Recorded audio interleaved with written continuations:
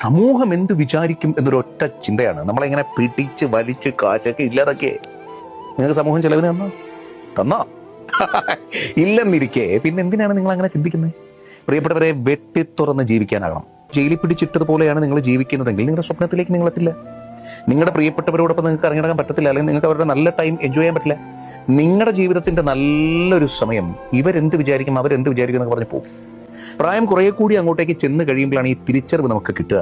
ഒരുപാട് വർഷം ജീവിച്ച, ഒരുപാട് ജീവിതങ്ങൾ കണ്ട, അനുഭവങ്ങൾ കണ്ട മനുഷ്യർക്ക് കൃത്യമായി പറയാനാകും, സമൂഹം പറയുന്നത് കേൾക്കാതിരിക്കുന്നിടത്താണ് സത്യത്തിൽ നമുക്ക് ജീവിതം ആരംഭിക്കുന്നത്.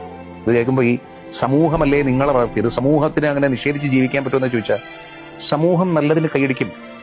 സമൂഹം ഏതാശയത്തിനെയും ആദ്യം എതിർക്കും. അവിടെ നിന്ന് നമ്മൾ പ്രൂവ് ചെയ്ത് കാണിച്ചു കൊടുത്താൽ മതി, നമ്മൾ ഉദ്ദേശിച്ചത് ഇതാണ്, ഇതിലൊരു വിജയമുണ്ട്, ഇത് നമ്മുടെ സന്തോഷമാണ്, ഇത് ചെയ്യലാണ് എന്റെ സന്തോഷം എന്ന് പറഞ്ഞാൽ സമൂഹം കൈയടിക്കും. നിങ്ങൾക്ക് നിങ്ങളെക്കുറിച്ച് വിചാരിക്കാനുള്ള സമയമാണ്.